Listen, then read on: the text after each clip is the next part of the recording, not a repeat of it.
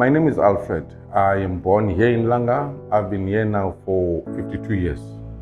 Well, I became a carpenter. Then from being a carpenter, I was an occupational therapy technician. Then from there, I became a project manager working for Artscape Theatre Company. Then I became a volunteer at Kukastebe. Upon hearing people distorting history, I then got interested to be a tourist guide. Then I trained and qualified as a tour guide. Today, I'm doing stories, I'm interpreting pictures, sharing the history of Langa. My tours start here at the museum for me to share with my guests the pictures of how Langa was before we go into the deeper Langa. Langa has changed since before. So for me to start here, it gives me a great insight, also helping those who are coming to Langa for the first time to understand how Langa was, how Langa is, and I also add in the hope of how Langa should be or how we see Langa in the future. Sharpville massacre happened on the 21st of March, while Western Cape Town happened on the 30th of March.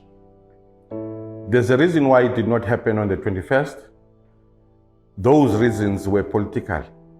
But when it happened in 1960 on the 30th, it also created something of power where the message was sent that everyone in South Africa is suffering. And through passbooks, people felt like slaves. They felt their human rights were violated, their dignity was being trampled upon and all that stuff.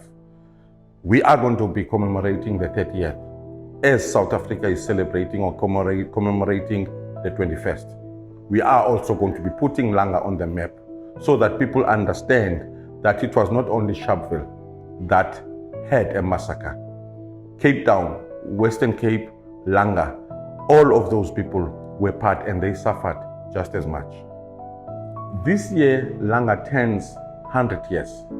The creation of it happened to have happened in this year. Yes, some people are saying 27, but we believe that 1927, already we had people living in Langa, and so much happened. So if we are going to be celebrating the 1927 establishment, what are we going to be talking about the 23, 24, 25, 26, up until 27? Because houses and people were already living in Langa. So that move to us is a very important move. Langa started as a pilot project that was to be used as a model to develop other townships everywhere else in South Africa. It became a success and it went to other provinces. Hence we believe Langa is the mother of all townships, not only in the Western Cape, but in South Africa as a whole. Well, I'm not a political activist, but a community activist. I am more interested in the developments of the community I grew up in. Human rights in my community, I have seen being violated, I have seen them being abused. But I am hopeful that the more we work together, the more we realize that each one needs to be respected, and we have a contribution to our government to be influenced in terms of the laws and policies that they will be putting are all talking to everybody, not just particular group, but everybody to be defended, to be protected, and for us to be supportive of those rights and respect them. FNF exists to further democracy, and they will be conducting interviews.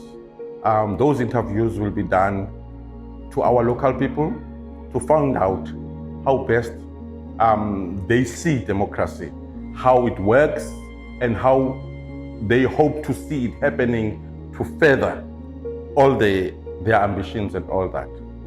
We are looking forward to see human rights being upheld to further the hopes for the future.